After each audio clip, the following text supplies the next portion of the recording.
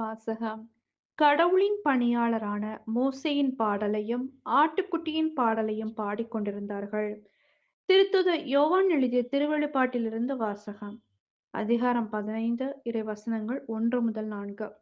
சகோதர சகோதரிகளே, யோவான் என்னும் நான் பெரியதும் வியப்புக்குரியதுமான மற்றொரு அடையாளத்தை விண்ணகத்தில் கண்டேன். 7 வானதூதர்கள் 7 வாதைகளைக் கொண்டிருந்தனர். இறுதியான அந்த வாதைகளோடு கடவுளின் சீற்றம் முற்றிலும் தணியும். நெருப்போடு கலந்த கண்ணாடிக் கடல் போன்ற ஒன்றையும் கண்டேன்.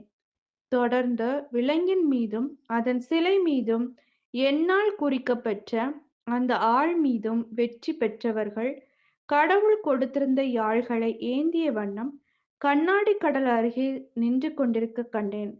அவர்கள் கடவுளின் பணியாளரான மோசேயின் பாடலையும் ஆட்டுக்குட்டியின் பாடலையும் பாடிக்கொண்டிருந்தார்கள். கடவுளாகிய ஆண்டவரே, எல்லாம் வல்லவரே, உம் செயல்கள் பெரியன, வியப்புக்குரியன. மக்களினங்களின் மன்னரே, உம் வழிகள் நேரியவை, உண்மையுள்ளவை. ஆண்டவரே, உமக்கு அஞ்சாதவர் யார்?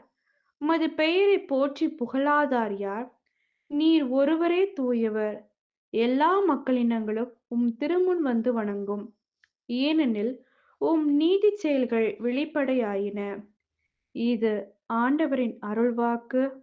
இறைவா உமக்கு நன்றி. நற்செய்தி வாசகம்.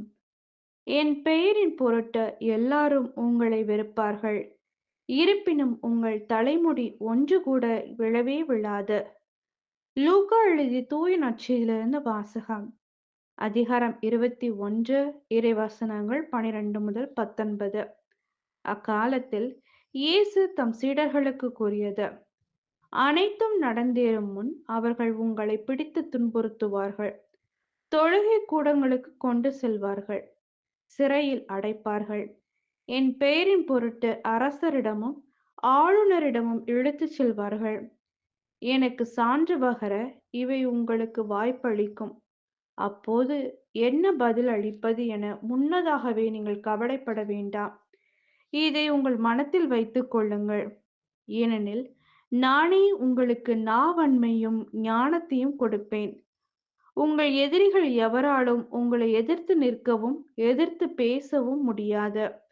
ஆனால் உங்கள் பெற்றோரும் சகோதர சகோதரிகளும் உறவினர்களும் நண்பர்களும் உங்களை காட்டிக் கொடுப்பார்கள்.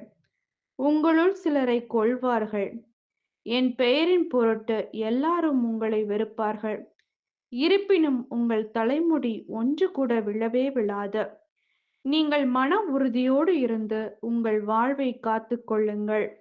இது கிறிஸ்துவின் நற்செய்தி. கிறிஸ்துவே உமக்கு புகழ்.